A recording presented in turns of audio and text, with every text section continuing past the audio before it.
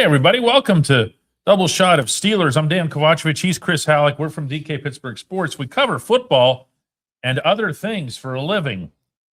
We're currently covering the search to build up Mike McCarthy's staff. It's changing by the hour, the storyline is. No joke. But there are some beginnings to go over. Yes, there are a couple of things. Number one, I did have a source confirm with me today that Jason Simmons has he was working under Dan Quinn with the Commanders over the past 2 seasons. He did interview for the defensive coordinator position for the Steelers.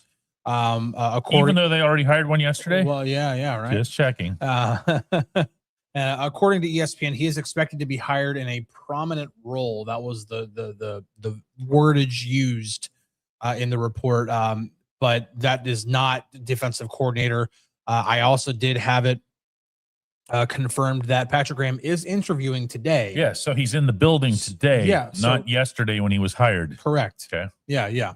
So there is a really good chance, I would say, that Patrick Graham, since it won't be Jason Simmons, if he's expected to be hired in a prominent role that's not defensive coordinator, and Patrick Graham is interviewing today, that there's a pretty decent chance that Patrick Graham is going to be the next defensive coordinator. We'll find out. But he hasn't been hired. But he has not been hired yet. Has not. There are a lot of reports saying he has been, and there might be a lot of expectation that he is from different people in the industry right now, and that's fine, but he has not been hired yet. Well, there also has been a change at the wide receivers coach. There's also been a change offensive line coach. And let's talk about, first off, wide receivers. Zach Azzani had that position beforehand. He came in and he wasn't bashful about this, and he could do different things. He wasn't a hired babysitter, but that was part of his thing. Mm-hmm. You know, he was supposed to come in and make George an adult. Yeah. So let's talk about his replacement. Let's see. I have it pulled up right here. That's Adam Henry as the new wide receivers coach. Mm-hmm. He has nearly 3 decades of coaching experience spanning both college and NFL levels. He did coach for 2 seasons under Mike McCarthy in Dallas in 2020 and 2021. He has worked with Odell Beckham Jr. and I was about to say Landry Jones. My gosh, Jarvis Landry when they were at LSU. He's coached for the Raiders. He's coached for the 49ers, the Giants, the Browns, the Cowboys, the Bills. So he has a wealth of experience in terms of coaching and coaching wide receivers specifically. So, yeah, I mean, you get an experienced guy to come in. I think that's probably, a good thing. It's kind of expected. I don't see McCarthy doing a whole bunch of coaches that are brand spanking new that have, very, very little skins on the wall pretty much. But, it doesn't surprise me to see this type of a hire for wide receivers coach. Offensive line is something that we've talked about probably more than most of the positions or the positional coaches that the Steelers have had over recent years. And today, it's become known that James Campen will take over as offensive line coach in Pittsburgh, and our friend Pat Meyer will head to Buffalo to take on the same role. That, by the way, is the way O-line coaches, they just change spots, man. It's just musical chairs. It's like special teams coaches. There's only like 40 of them on the entire planet. You know what I'm saying? Well, what's really funny is that Campen is the one who replaced Meyer in Carolina when Meyer came to Pittsburgh. So the two are even, I won't say connected, but it's just funny how one replaced the other one. And now Campen's literally doing the same thing here in Pittsburgh. But Campen coached under Mike McCarthy for all 13 of his seasons as head coach for the Packers. So a lot of experience when you talk about bringing a guy in who has worked with both young and veteran offensive linemen. This guy's done it, and he's done it for a long time. So, yeah, there is change on the offensive line coach, and maybe it's one last swing to try to unlock Broderick Jones before he becomes the free agent, because I don't think the 5th-year option is going to be picked up. Sudesh addresses the many, many, many people who keep bringing up Jim Schwartz. who's not a free agent. He is not. He is under contract to the Browns. This isn't somebody you can just approach and say, hey, we want you to come here. There are rules against this sort of thing. Eddie Faulkner gets mentioned a lot here. Seems to be one of the best running back coaches. Was he not a fit? Faulkner's status has not been determined. The fact that they let everybody go to talk, that's keeping them from that's allowing them to accept potential other opportunities so they don't get trapped. A new head coach comes in and says, oh man, I can't stand Eddie Faulkner. He once stole a pack of gum from me and I'm just totally done with him. And then what ends up happening is, they're stuck because the other jobs got filled. Faulkner has not been dismissed, has not been replaced. No, and there's been nothing so far, like even in terms of rumors of who McCarthy will hire as his running backs coach. Now, according to Art Rooney and just everything about this entire situation that's been playing out, nobody that was on the staff was guaranteed a job. That's why they were told you are allowed to go talk with whoever you want. Yeah. So McCarthy is under no obligation to keep Eddie Faulkner. Based off of the work that Faulkner's done, including with at least the one running back that's still here. And it's so specific. It's so position specific. There are certain things in sports where there's such a direct connection between the player, or in this case, the players, the running back room. I know that Jaylen Warren, Kenny Gainwell, who, by the way, is poised to be a free agent, and Caleb Johnson will all swear by Eddie Faulkner. And by the way, so would Najee Harris. The respect for him is through the roof. Now, what does that mean to McCarthy? I guess we'll find out. If there's one thing that you can look at the Steelers' existing roster, their existing makeup. You can't take away that you got running backs. You have got running backs. Why you'd want to mess with that, I really don't know. Well, the one reason you might want to make a change, and again, I'm trying to play this on from every angle you possibly can, so that you can understand why a decision will be made one way or the other, whether they choose to retain him or choose to go another direction. Is that Mike McCarthy is going to bring a different running style to this offense. It's not going to be the same Arthur Smith wide zone, Matt Canada wide zone stuff. Especially in Dallas his last 2 years, it was a predominantly inside zone team. So it is going to be a different running attack now. If making Jaylen Warren's heart go like this. It was a predominant inside zone team. They did run in Dallas. They did run. I'm talking about the last 2 years in which McCarthy was the play caller. They did run a decent amount of outside zone and wide zone. That they did, but it was still a predominantly inside zone team. So it's you might want to have a different voice, or somebody who knows how to coach the specific concepts that you're going to be running for what you want to do. And if you don't feel like you're comfortable enough with Eddie Faulkner to teach that, then you go in a different direction. But I do think that if you're McCarthy, you have to look at what Eddie Faulkner has done, not just with Jaylen Warren, but his entire body of work, and try to possibly uphold that. Ralph asks, what do you guys think about the trend of McCarthy going after past coworkers? How does that affect keeping up with new trends? We've got to get over this subject, guys.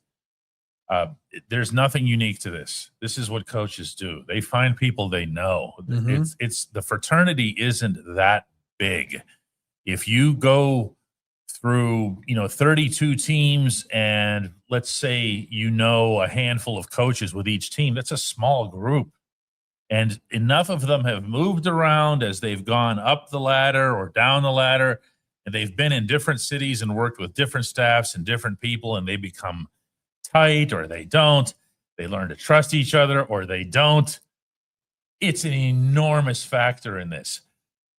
You don't have to be a power-hungry, ego-driven coach to want a staff under you that you can trust. That's the operative term here. They want to know that you're all the way in, that you're loyal to them. That's Mhm. a big, big deal, by the way. It's not something that they would talk about at anybody at a press conference.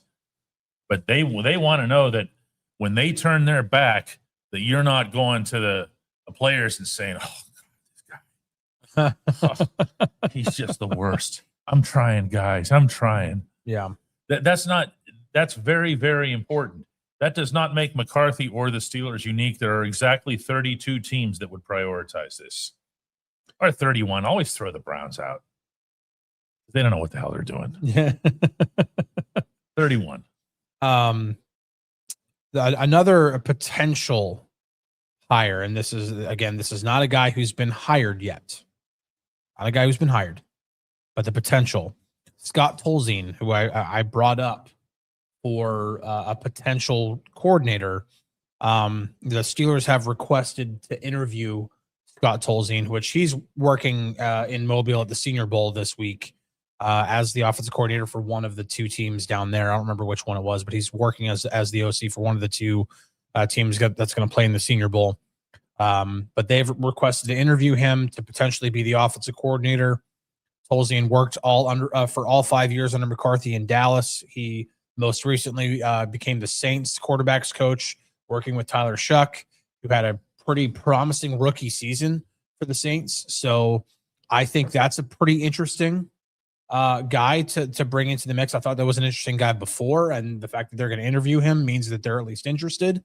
So curious to see how that plays out. But yeah, there's a previous tie there from McCarthy, but this isn't a guy who's been like, this is a guy who played for McCarthy. Like, he was a player. Right. He's only 38 years old. Like, he's going to have some new and different ideas from the stuff McCarthy was doing in the 2000s.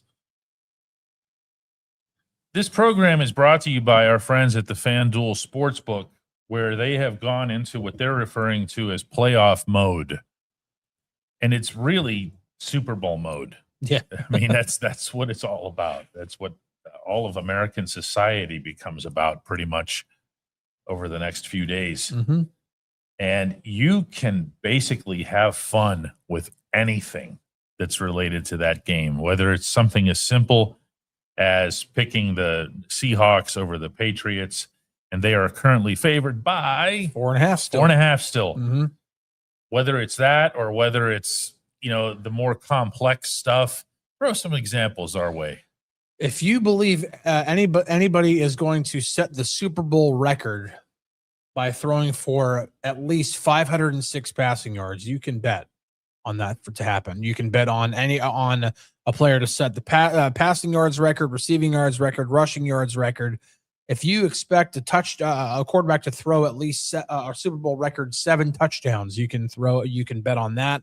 You can also bet that there will be no touchdowns scored at all. Mm-hmm. That these New England and Seattle defenses are just going to absolutely shut the opposing offenses out. You can bet on that. You can bet for the opening kickoff to be returned for a touchdown. There are so many Super Bowl props that you can possibly bet on.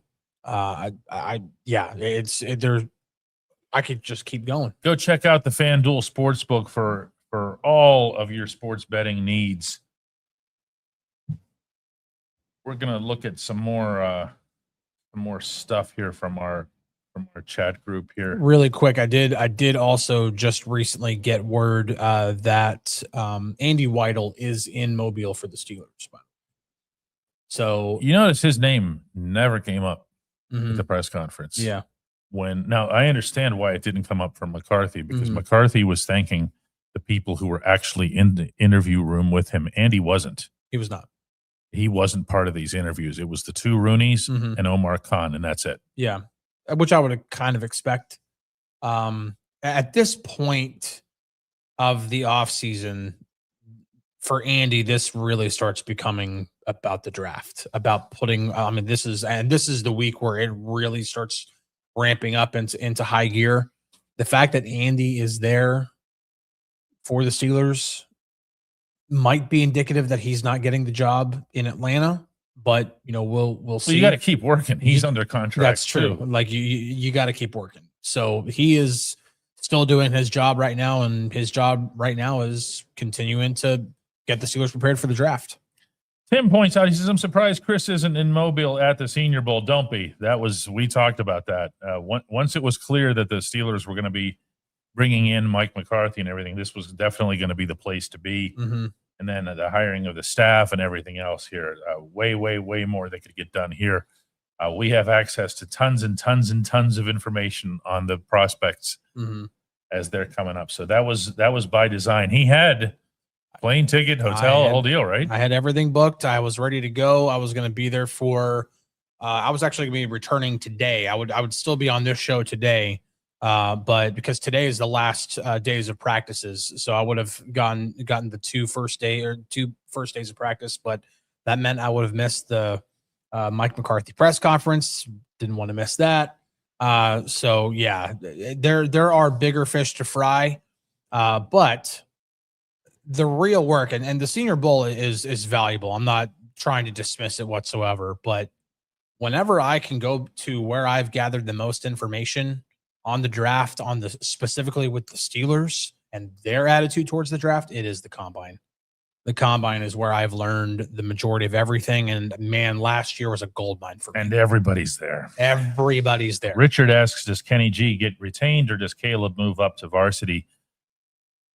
I don't know how you have a team MVP and then just say, see ya. Yeah. I again, now it might be a case of, like you said, McCarthy has his own approach to running. Mm-hmm. He has his own approach to blocking. And he might look at Kenny G and go, wow, that's just not my kind of back. We're not going to break the bank for him if it ends up that he and his agent feel like they can turn an MVP season into a multi-gazillion-dollar contract. I don't know. I don't know that. That's the other part of this is, yes, the Steelers have a good amount of cap room, but do you really want to spend, like, if it's going to take, and then somebody suggests here, do you want to franchise tag Kenneth Gainwell? No, sorry. He had a good season, but I'm not paying that dude what a franchise tag is going to cost. And I mean, I don't even know. I have to look it up, but we're talking more than $10 million. I'm not paying that to keep Kenneth Gainwell. I'm just not. That's way too big of a cap hit. And running backs usually take on like one of the lower cap hits of any position on the franchise tag. So no. Yeah, it's tough. I there could be things that happen that would open up all kinds of cap space for the Steelers. Mm-hmm. I've broached the possibility. This is not something that I've heard from the inside, to make sure there's a line between those two things, that Jalen Ramsey wouldn't be brought back. Sorry. What? Projected franchise tag, according to overthecap.com, for a running back is $14.2 million. I know. No way. Yeah. Sorry. Transition tag is 11.4. So what you have is there could be 18 million freed up from Ramsey. Mm-hmm. There could be, what if Cam Hayward doesn't come back? Yeah. Just throwing that out there. What if he doesn't? What if he says, that's it? I'm going out and all pro. I will have spent my whole career under Mike Tomlin, my head coach, blah, blah, blah, all that other stuff. But the question here is much more about, where do you spend this money? Is it worthwhile? Now, my counter to that, Chris, is you're still not going to be spending on quarterback. And you still have a grotesque imbalance between defense and offense. And that does need to be addressed someday. You don't wait for the quarterback to address that. No, and especially now, like even if they were to bring Aaron Rodgers back, he's not going to break the bank. If they were to sign Malik Willis, I cannot imagine that there's going to be a team out there that's going to give, like, I even have a hard time seeing a team give Malik Willis like a Justin Fields type contract. I just like, especially after Fields just got one. Right. That's what I'm saying. Like, you know what I'm saying? Well, that's what I'm saying. Like you give Justin Fields that contract and then it bombs, regardless of for the reason why it bombed. And like Malik Willis needs to prove that he can do it as a starter, not as a guy who's coming in to pinch hit for Jordan Love when he's injured. Now, he did a great job pinch hitting for Jordan Love. Phenomenal job. Phenomenal numbers. But there's a big difference between being the pinch hitter and being, the all-star, who's expected to produce.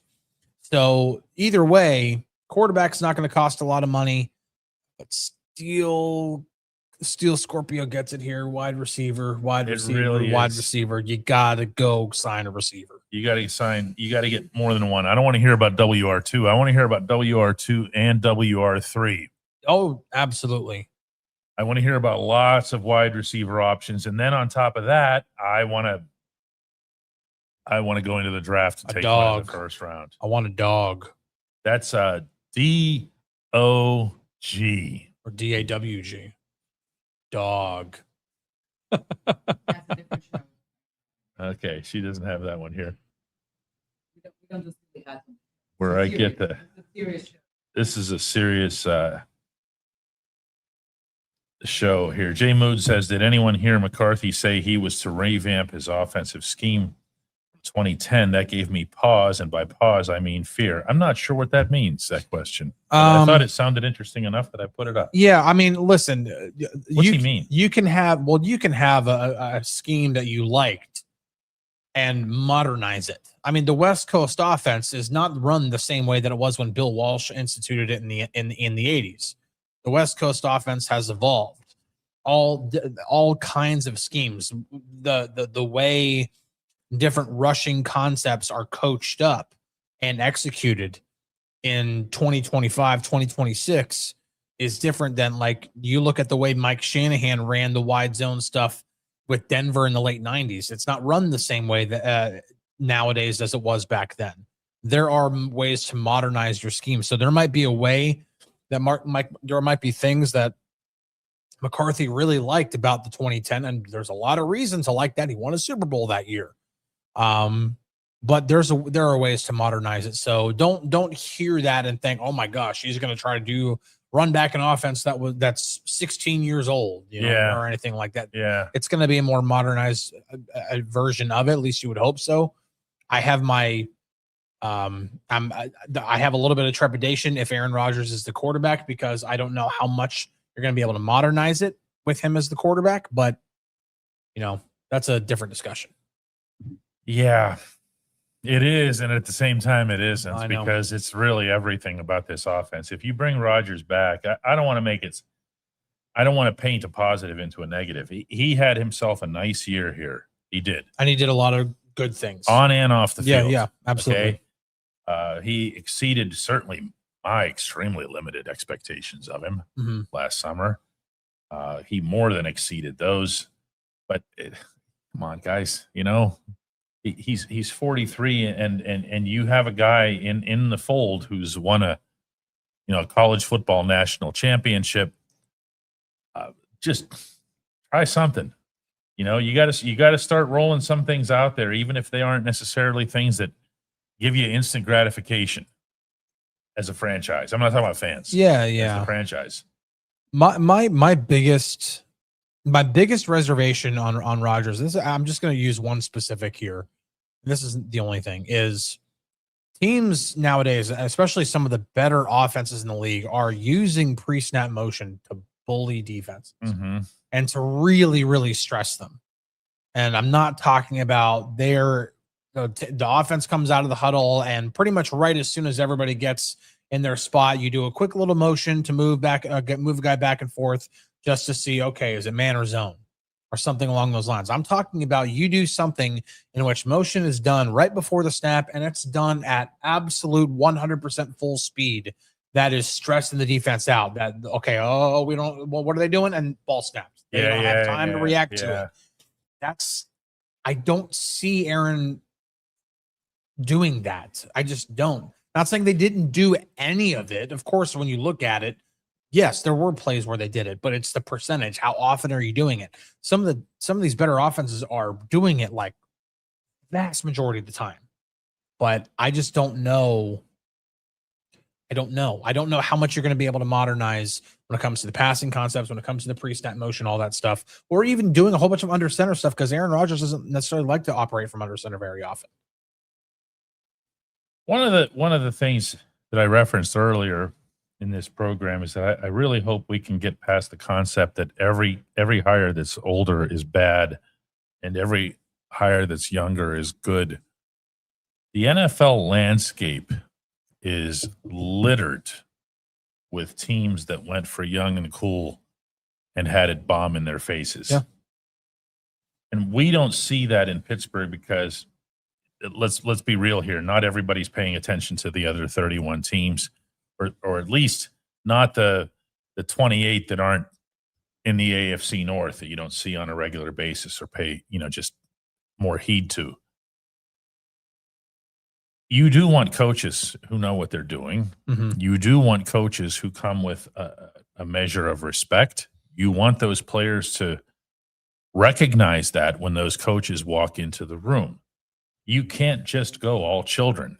You can't just go all West Coasty egghead on this.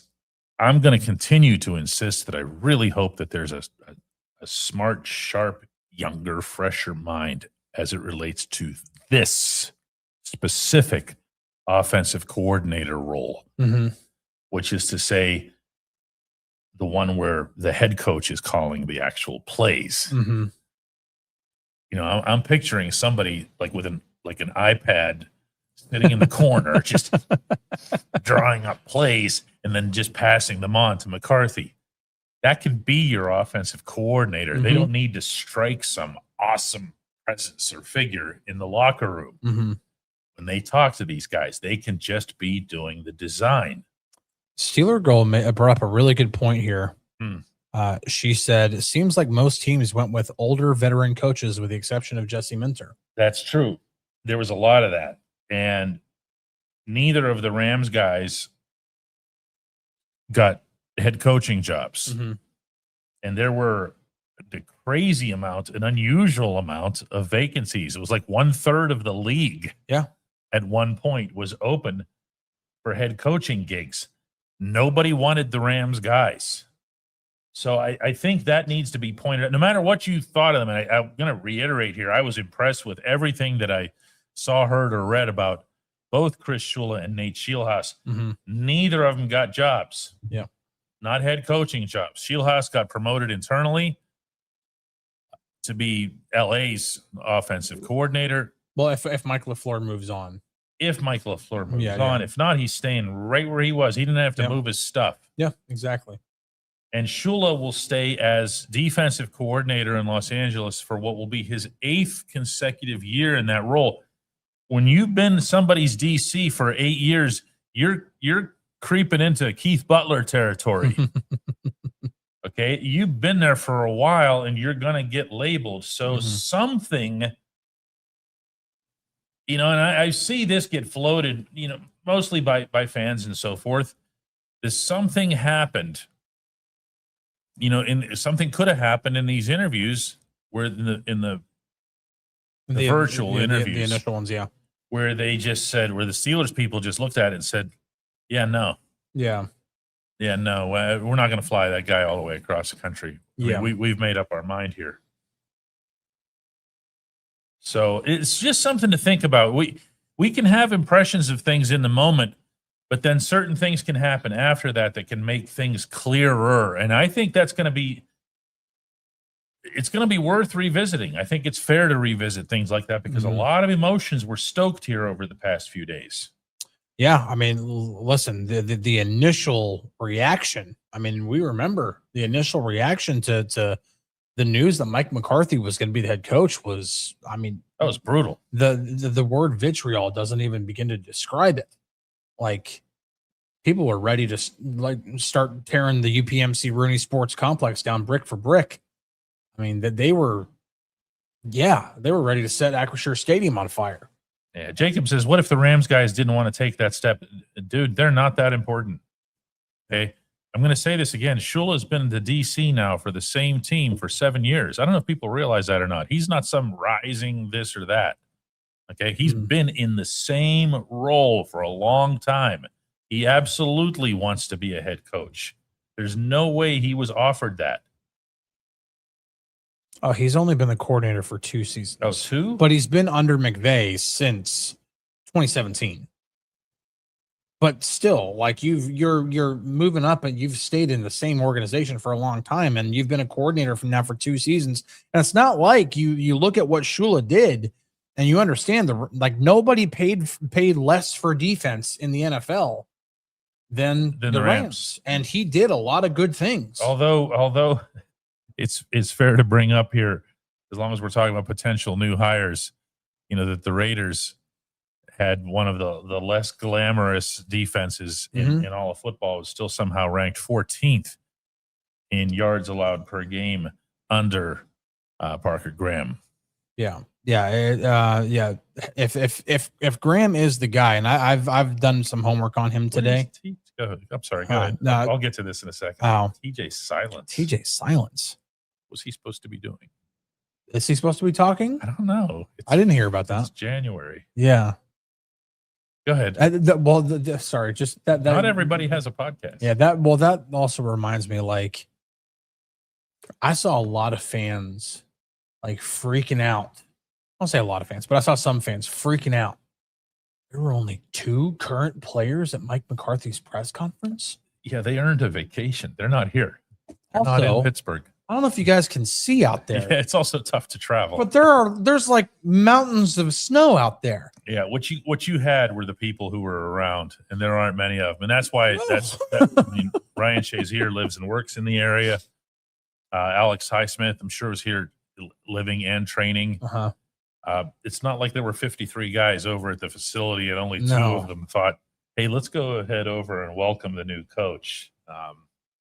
We're starting to latch onto some narratives here. And I could kind of, there's so much actual real stuff right now related to the team that you don't need to manufacture something about TJ's alleged silence. Not one player anywhere is expected to speak publicly 2-3 weeks after their team's been eliminated. They just vanish. That's where they go. Let's take a couple more here today before we start descending into narrative-dom. Yeah, this is the one here. TJ's getting a tan. That is exactly what's happening. A lot of these guys have earned vacations, whether you are happy with the Steelers' performance in the 2025 Their season time or not. is their own. Yep. Yeah, it's as simple as that. You can't say we get this a lot too. Reporters don't respect the players, don't respect their privacy or whatever. Well, when we do, you can't bash us for it. Yeah. It's as simple as that here. TJ's on vacation. Nothing else to it. Let's see what else we got here that I can utilize that would be of interest. You see anything there, Chris? I'm going to go over to let's go to the start side. Okay. Well, I was just gonna bring up with Graham, because there's a lot of varying opinions on Graham, because you will see. This is Parker Graham, Patrick Graham. Patrick Graham, sorry, the 3-year now defensive coordinator for the Raiders. Yeah, he's pretty interesting. He predominantly has used a 3-4 front, so that meshes with what McCarthy was saying, wanting to keep the 3-4 front.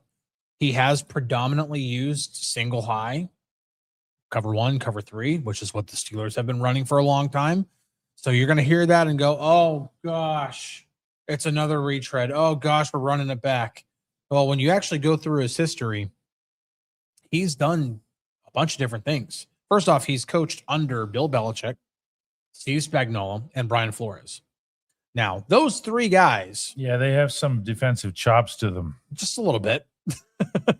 When he was coaching under Spagnuolo and Flores, you bet he was learning how to draw up some exotic blitzes and some exotic sim pressures. Spagnuolo's known for it, like possibly being the best in the NFL at it. Brian Flores has some of that too. He's also had experience in running a decent amount of cover 4 and match coverages. He's done different things, and he even said in an interview one time that he meshes his schematics to who he has. He doesn't make the players conform to what he wants to do. He conforms his schematics to what he has. And that's usually a mark of a good coordinator. And I'm curious to see how he would want to utilize that while maintaining a 3-4 front and while possibly maintaining more usage of cover 4 or cover 3. Yeah. I'm going to head back over to this other stack here and see if anybody's got any good non-narrative stuff here for us.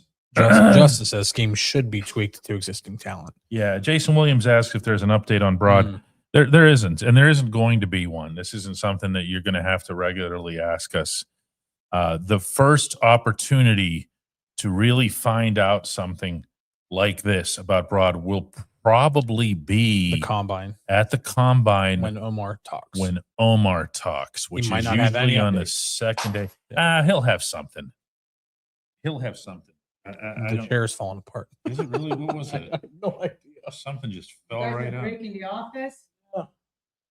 I think that goes in there. Well, you guys are really getting some heady entertainment now. Broderick Jones's status, I would imagine, will come up. And actually, anybody, you always will ask, like, have the other guys had surgeries or stuff like that? Since the team is not obligated to give updates, like, as a matter of course, the way they are in season. So, T. Wiggle here says, you guys were just as upset with Mike McCarthy hire as most fans. I'm going to say this for the millionth time, and I don't know what it's going to take for it to sink in. And I'm speaking not for Chris, but only for myself here. I hated the process, and I was not inspired by the choice. Okay? I'm not parsing here for you. I swear. There's no backtracking happening here. I also thought separately that the press conference went really well. Next phase is the staff that he puts together. The next phase is the way he carries himself through the summer. The next phase is, winning football games. All these things come one at a time. This isn't about planting a flag on one side. I am pro. Well, I am anti. Well, I hate you. Well, I also hate you right back. Well, that's our Come society. on, That's man. What are we doing here? Yeah, that's our society nowadays, though. It really is. That's just what it is. You're either this or you're this, and I get it all the time. If I say, like, I guarantee you, like, I wrote a scouting report on Drew Aller. If you were to go read it and look at some of the comments, you'd probably see things like, "Oh, Chris is so pro Drew Aller." Not. I listed his strengths, his weaknesses. I listed everything that you could like about the guy or not like about the guy. Like, this is where he is as a prospect. This is where he is as a quarterback. You don't have to say, if you say, like, I really like Drew Aller's arm talent, I think he can make some ridiculous throws. If I just say that, people are like, oh my gosh, I can't believe you like Drew Aller. I didn't say it, I did. It just, that's where we are nowadays, though. Chris doesn't have time to worship Drew Aller. I do not. Amid all the sessions that he has worshiping Sean McVay. They consume his mornings and afternoons and sometimes even his nights. Can't take Chris anywhere, says David.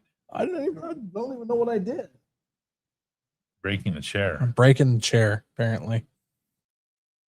Richard Wise says that the quarterback from LSU might be drafted in the later rounds. Are we talking about Ty Simpson here? Garrett Nussmeier. Garrett Nussmeier. Yep. Okay.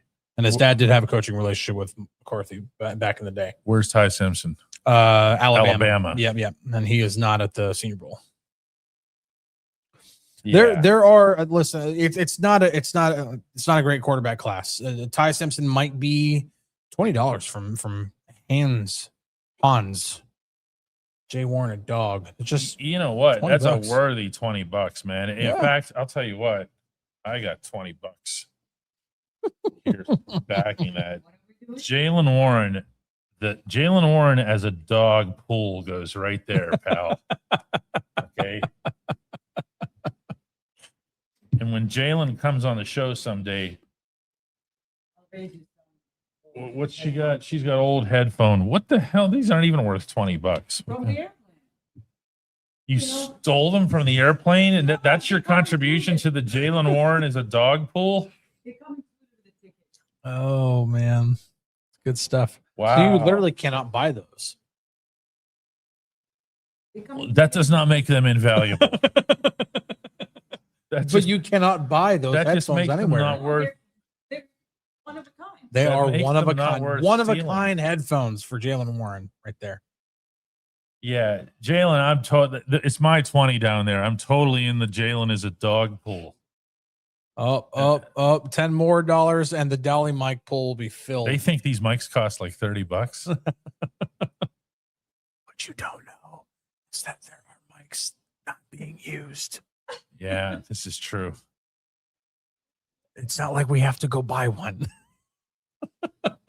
All I need This to is do is true. unmute. This is true. Is there any quarterback that you like in the draft other than the obvious guy that's not going to be available? It's going to go get ruined in Las Vegas. I really hope not for Mendoza's sake. I really like him a lot. I mean, the Raiders aren't passing him up. No, gosh, no. And Yeah. they'd be He- stupid too. No, and he can go there and have his, have some success, certainly at the outset. I'm still I'm in the early stages of doing the homework, which is why there's been one scouting report so far. Of what I've seen so far, Ty Simpson is at least interesting. Chambliss is interesting. I still need to do more homework on those guys. I like Nussmeier's drive and some of the things that he can do well. I think his arm's a little underrated. But then also when you look at like somebody like Drew Aller, who I'll talk about him since I did a scouting report on him, when you look at the things that are wrong with him, a lot of that coaches don't shy away from. At least good coaches don't shy away from. I know what you're saying. They see that and go, we can fix that in 2 seconds. When the biggest thing I've heard from any scout is that his upper body and lower body are completely disjointed, and it leads to so many misses on like layup throws where you're just like, how in the heck did you miss that throw? It's because your mechanics are out of whack. Your mechanics are off. Yeah. And so coaches look at that and they go, one day, I can fix that. One day, give me one day with the kid and a receiver and a little bit of equipment and some water bottles, and I'll fix it. Yeah, but then the other part when it comes to any young quarterback, unless they've proven it, which Aller has not, is that, and it might take meetings at the combine or a meeting at the pro day, like a dinner at the pro day, where you have like football conversations. How much information can they retain? How are they talking about the game? How do they process the game? If you feel like he can get it between the ears, if he can really, really get it and understand it up here, then you can work on everything else that needs to be worked on, because you can't teach 6'5", 235 pounds. Can't teach that. You can't teach elite arm talent. The dude's got a howitzer for an arm. You can't teach that stuff. Nope. That's either there or it isn't. But all the other stuff needs to be either cleaned up or needs to be taught. And that's why he's not a slam dunk first rounder, especially once he regressed as a senior after a pretty promising junior year. Tony gets our final question in for the day. Asks, are the Steelers Super Bowl contenders with Aaron Rodgers next season? No, thanks for watching. I don't think so either. I mean, they're not. No. I'm not being, they're just not. I just, man, I feel like I'm walking a line here on this Rodgers thing here, because I don't want to sound like I did last summer. I know what you're saying, though. Yeah, I know what you're saying. At some point, you have to move on. You have to get something. You have to get something rolling. Pittsburgh fan comes in with another $20 for the Jalen Jalen Warren He's fund. dropping his own 20 in here, so I'll represent you. Why do you carry cash? I saw somebody asking about that. How else do you leave tips? Oh, you don't tip. See, I get all. I confused waited and stuff here. tables. I waited tables for a year and a half. I absolutely tip. All right, how do you tip at like a coffee shop? It's added on whenever you sign It for it. depends on where you go. I have yet to go to a coffee shop where they don't let you tip, like on your card. I go to one. Okay. Okay. That's why I have cash. Okay. Well, there you go. And these people are great at Do what I they even do, have and I cash on me? appreciate it, and I respect it, and I believe it's worth paying for. I do Simple not have as any that. cash on me at all. So, yeah, cash equals street cred. That's what I'm all about, Dwight Jefferson. So cash is going to start coming back and be like a new trend. Like if you're not carrying cash on you. Because I'm a woof, woof, bark, bark dog. Tipping 20s. Yeah, actually I did. So that's why I had the 20s in the wallet. So that's Dang. how. Yeah. So That's news to me.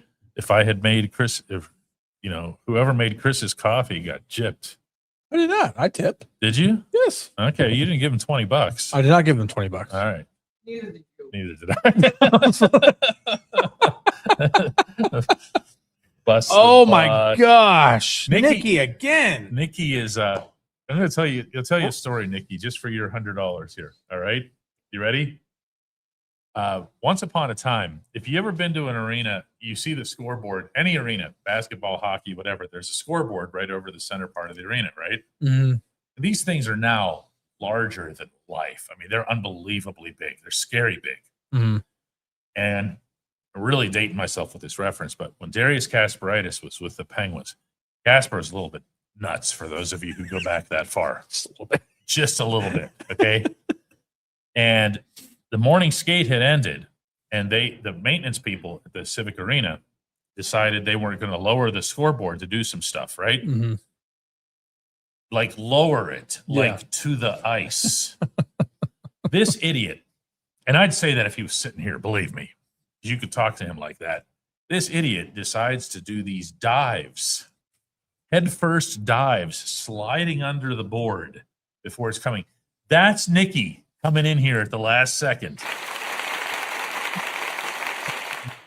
He was like, no, I'm going to get this in. I'm going to get this in.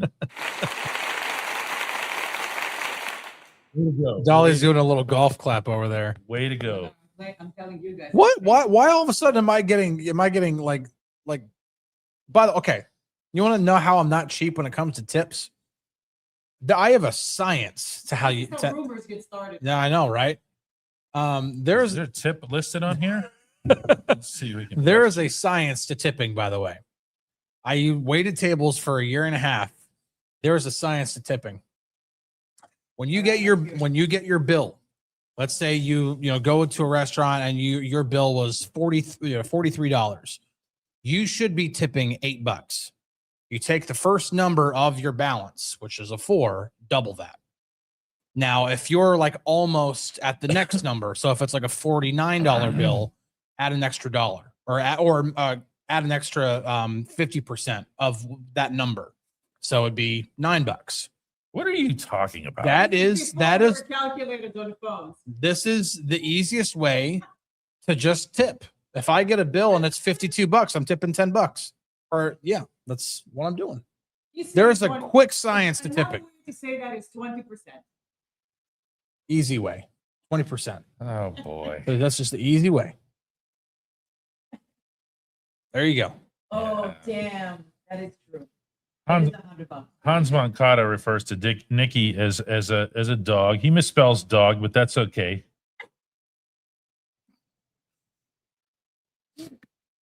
We appreciate you guys. In all seriousness, today is Thursday. Tomorrow will be, not coincidentally, Friday. And we're going to talk to you tomorrow about... You heard it here. Tomorrow, we're going to talk to you about some YouTube levels and stuff and kind of straighten out some stuff that's been maybe a little bit confusing for some people. We do have 3 membership levels, and there's a reason that we have 3. There's a reason that we want what? Dwight gets it. He understands it. Don't pander, Dwight. It's unattractive. You will. We'll talk about this stuff tomorrow. I'm heading up to the Penguins Blackhawks game tonight to cover that, but we'll be back in here tomorrow at 4 p.m. for another fun, hopefully, theoretically, anyway, maybe. I feel like these have been fun. Yeah? Yeah. I'm Especially not here, so don't hold your breath. You're not going to be here tomorrow? No. Secret. Oh. Yeah. Oh. Yeah. We'll delete that part.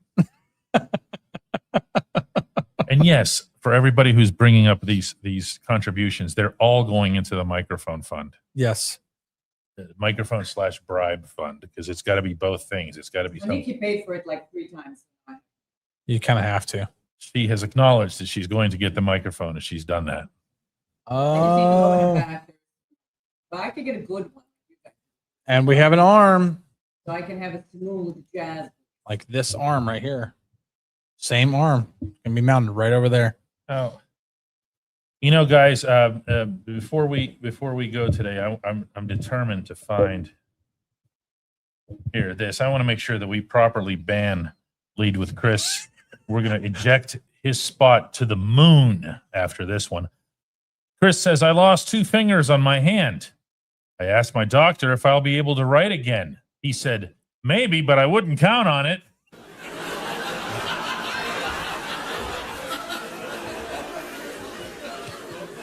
I'm just looking for the eject button to watch Chris just rocket into the atmosphere. Hey, guys, we'll see you tomorrow. Seriously, thanks for being with us.